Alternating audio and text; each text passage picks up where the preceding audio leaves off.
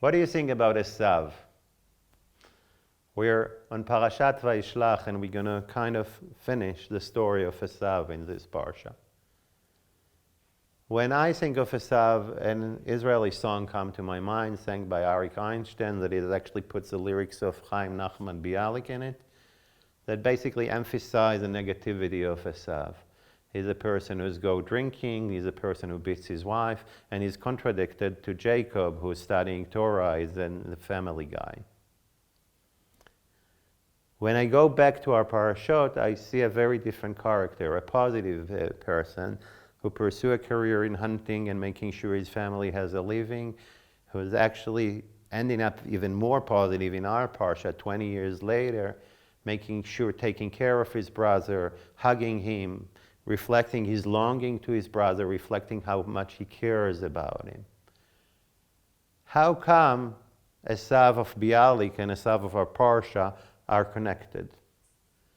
The more common explanation, and probably the accurate one, that in rabbinic tradition Esau was parallel to Edom, where his people lived, and later to the Roman Empire, and later to the Christianity.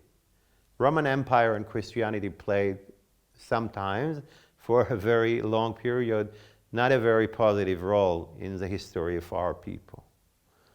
They were strong, of power, oppressing, taking advantage, calling decrees, killing.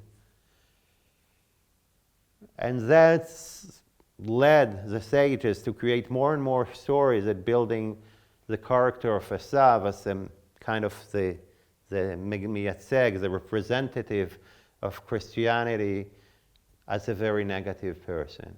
In a way, it was a psychological need in order to make us feel more comfortable about ourselves. It's true that we're weak, it's true that we are oppressed, but the people who are oppressing us are bad. They has bad qualities, or they're not the right kind of people. So what I want us to learn from our parsha? I want us to learn two things. One, that it's very easy to build a negative character to a person. It's very easy to put negative qualities to a person. And it actually takes more of an effort to notice and to pay attention to the good parts, the good ingredients, the good qualities that a person entails. And we need to make the effort. We need to read our parashot very accurately and to listen to them so slowly in order to make sure we see this kind of qualities. And we need to do this in our daily behavior when we notice people. We need to go back and to make sure that we try to notice the the positive component they have in them.